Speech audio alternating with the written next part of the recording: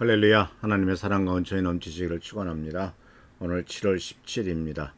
제헌절이군요. 1948년에 대한민국의 헌법이 만들어지고 이제 국가가 대한민국이라고 하는 나라가 이제 정식 정부 수립 그 선포를 했던 날이기도 합니다. 자, 오늘 말씀은 계속해서 이제 아간의 범죄에 대한 얘기를 계속 나누고 있는데, 이 말씀을 계속 드리는 이유는 지금 우리 사회에서 또는 교계에서도 벌어지는 여러 가지 그 죄악의 문제들이 우리나라의 미래에 상당히 심각한 영향을 끼칠 것이기 때문에 그렇죠. 또 그 많은 목회자들의 그 문제점들도 역시 한국 교회에 큰 영향을 미친, 기독교 신앙에도 영향을 미치게 되는 이러한 문제점들 때문에 이 아간의 죄악의 문제는 우리가 절대로 가볍게 볼 수가 없습니다. 그래서 하나님께서는 여호수아에게 이 아이성에서 이제 실패를 해가지고, 아이성에서 패배를 해가지고 고통당하는 여호수아에게 어찌하여 일어나거라, 어찌하여 이렇게 엎드려 있느냐라고 책망하시면서 이스라엘이 죄를 졌다 그러면서 이제 차근차근 그 누가 범인이냐 하는 것을 파악해내시죠. 그러고 나서 이제 7장 24절 26절에 보면 여호수아는 세라의 아들 아간과 그 은과 외투와 금덩이와 그 아들들과 딸들과 소들과 나귀들과 양들과 장막과 그에게 딸린 모든 것을 이끌고 아골 골짜기로 갔으며 이스라엘 자손도 그와 함께 갔다. 여호수아가 말하였다. 너는 어찌하여 우리를 괴롭게 하느냐. 오늘 주님께서 너를 괴롭게 하실 것이다. 그러자 온 이스라엘의 백성이 그를 돌로 쳐서 죽이고 남은 가족과 재산도 모두 돌로 쳐서 치고 불살랐다. 그들은 그 위에 큰 돌무더기를 쌓았는데 그것은 오늘까지 있다. 이렇게 하고 나서야 주님께서 맹렬한 진노를 거두셨다. 그래서 그곳 이름을 오늘까지도 아골 골짜기라고 부른다. 하나님의 맹렬한 진노를 거두시는 길. 사실 이렇게 하나님께서 한 사람의 죄악에 대해서 이렇게 무섭게 책망하시고 거기에 대한 대가를 온전히 치르게 하시는 그 심판의 내용은 사실 그렇게 성경에 많지는 않습니다. 여호수아서 7장은 아간의 죄악이 개인적인 죄악이라고 말미암아 생긴 대표적인 그 사람 자신과 그 가족과 그의 심지어 종들까지 소와 나귀, 양떼, 딸린 모든 것들까지 다 돌맞아 죽는 그런 끔찍한 일까지 생긴 그런 심판을 하게 됐고, 또 사도행전에서는 이제 아나니아와 삽비라가 하나님 앞에 헌금을 한다고 하다가 감춘 사건에서 이제 죽임을 당하는 그런 그 사건들. 근데 그런 사건들의 하나의 특징은 바로 뭐냐면 그 사건으로 말미암아 그 공동체 전체가 하나님 앞에서 순결함을 잃어버릴 가능성이 생기기 때문에 그렇다는 거죠. 또 그것을 올바르게 처리하지 않으면 나머지 다른 공동체에 속한 사람들도 자기네들이 지은 죄를 별것 아니라고 생각해서 전체적인 사회 분위기나 공동체 분위기가 죄에 대해서 둔감해지고 그냥 저렇게도 그냥 잘 사는구나 라고 하는 모습들을 보여줌으로써 정의와 올바름이 없어지는 국가와 사회가 된다는 것입니다. 지금 우리가 살고 있는 사회가 지금 그렇게 되어가고 있지 않습니까? 권력을 가진 사람이나 또는 돈이 많은 사람들이나 또는 이런 사람들은 틀림없이 죄를 졌는데도 그 죄에 대해서 대가를 치르지 않아요. 그러나 상대방이나 또는 가난한 사람하고 어려운 사람들에 대해서는 아주 작은 죄에 대해서도 끝까지 죄값을 묻고 그것에 대해서 그냥 아무렇지도 않게 생각한단 말이죠.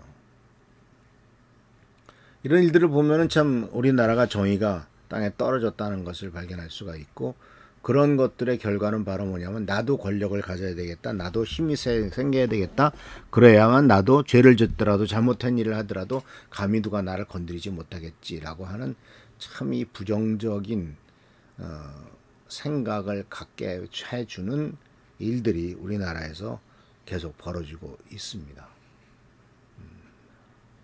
그래서 우리나라에 있는 많은 재벌들이 있고 참 나라의 경제를 위해서 수고한 분들이 참 많습니다만은, 그런데 그분들은 다 하나같이 다 횡령이나 조세 포탈이나 뭔가 잘못해가지고 한 번씩은 다 감옥 갔다 오고 한 번씩은 다 쇠고랑을 찬, 물론 그런 일을 하려고 하다 보면은 그런 일, 쇠고랑을 차는 일들이 없지 않아 있을 수밖에 없다라고 여길 수도 있지만, 왜 정직하고 바르게 행함으로써 아무런 문제가 없는 그런 재벌들은 없나.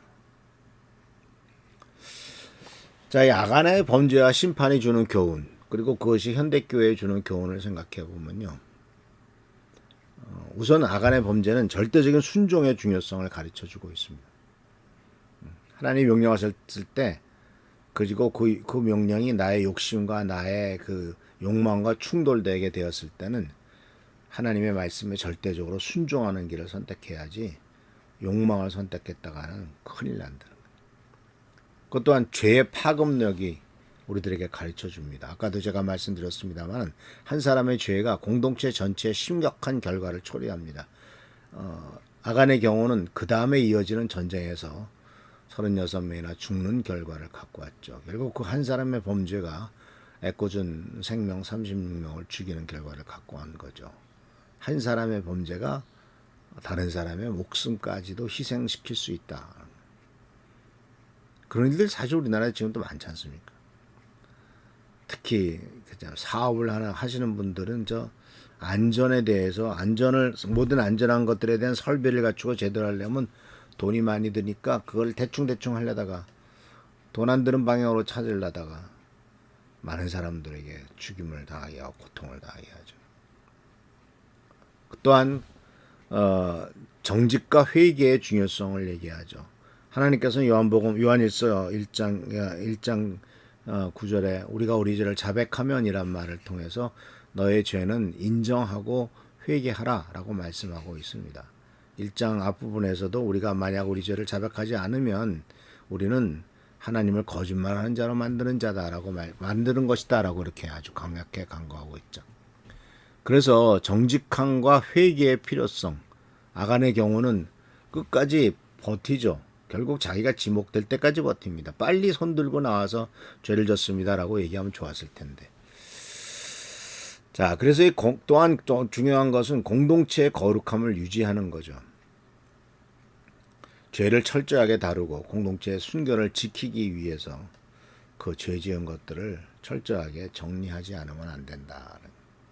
그리고 동시에 우리들에게 가르쳐주는 것은 하나님은 얼마나 공의로우신 분이냐. 죄를 절대로 용납하지 않고 죄에 대해서 엄중한 심판을 내리십니다. 그리고 그것은 바로 하나님의 아들인 예수 그리스도를 십자가에 달려 죽게 하는 일로서 엄청난 하나님의 공의로움에 대한 것을 가르쳐주는 부분들을 볼 수가 있습니다. 이것이 우리 현대교회에서도 마찬가지죠. 은닉한 죄. 최근에 나오는 많은 목회자들의 문제점들이 보면은 최근에 미국에서도 10만 명이 모이는 교회에 담임 목사가 사임하는 경우가 일이 벌어졌다고 합니다.